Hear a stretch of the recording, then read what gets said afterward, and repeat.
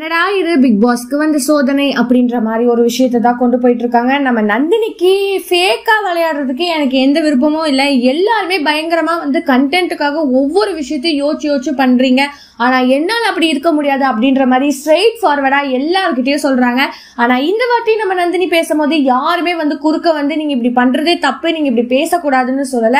ஆனா நம்ம எண்டப்ல தான் பாக்குறீங்கன்னா இது யாருமே எதிர்பார்க்காத ஒரு ஷாக். நம்ம நந்தினி நான் இதுக்கப்புறம் இங்க இருக்க மாட்டேன், இப்படி ஒரு பொய்யான ஒரு வாழ்க்கையில என்னால எதுவுமே லீட் பண்ண முடியாது, நான் வீட்டுக்கே போற பிக் பாஸ் அப்படின்ற மாதிரி கன்ஃபெக்ஷன் ரூம்ல போய் சொல்லிடுறாரு.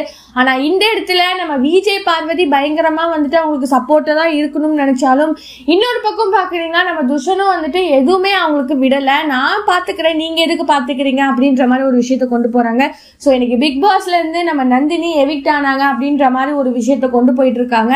சோ அப்கமிங்ல இதை விட என்னெல்லாம் நடக்குதுன்னு நம்ம பொறுத்திருந்து பார்க்கணும் இல்லையா? சோ பாய் பாய்.